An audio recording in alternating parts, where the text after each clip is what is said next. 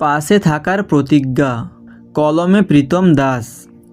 তা সে তো বুঝলাম, ছেলে লাখে একটা, নেশা ভাঙ করে না, চরিত্রে কোনো দাগ নেই, বাবা মায়ের আদরের একটাই সন্তান।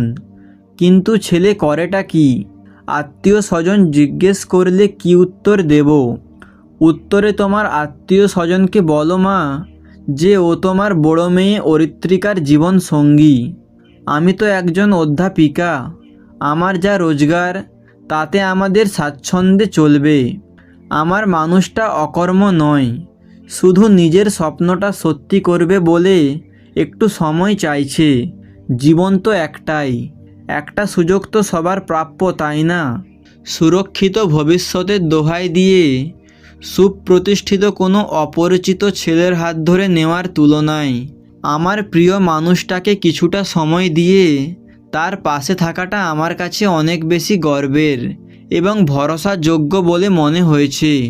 যে মানুষটা আমায় প্রতিনিয়ত চোখে হারায় তার কাছে আমি অনেক বেশি সুরক্ষিত, শারীরিক ও মানসিক দুই দিক থেকেই। তুমি তাদের বলো মা যে তোমার মেয়েকে তোমরা পালিয়ে যাওয়ার মতো করে মানুষ করনি। আজ যখন মেয়েদের অধিকার নিয়ে আমরা এতটা সরব হয়েছি, তখন আমাদের উচিত সমানভাবে দায়িত্বগুলো ভাগ করে নিতে শেখা। আজ আমি যদি তার পাশে দাঁড়াই, কাল আমার প্রতি ওর শ্রদ্ধা আরও বহুগুণ বেড়ে যাবে। এই 4 বছরে আমি ওকে এতখানি চিনতে পেরেছি, এটা আমি মানি এবং জানি। এখন ফোনটা রাখি মা, অভ্র কল করছে। হ্যালো, কী গো, খবর কি হলো? অরি, আমাদের প্রোডাক্ট স্যাম্পেল ওনাদের পছন্দ হয়েছে, আগামী মাসে দেখা করতে বলেছেন। সে কি? এ তো খুব আনন্দের খবর। আমি বলছি তুমি ঠিক পারবে। আমাদের ছোট্ট কোম্পানি একদিন গোটা ভারত জুড়ে নাম করবে। তুমি শুধু কাজ করে যাও মন দিয়ে। তোমায় আগলে রাখার জন্য তোমার ওরই সবসময় পাশে আছে।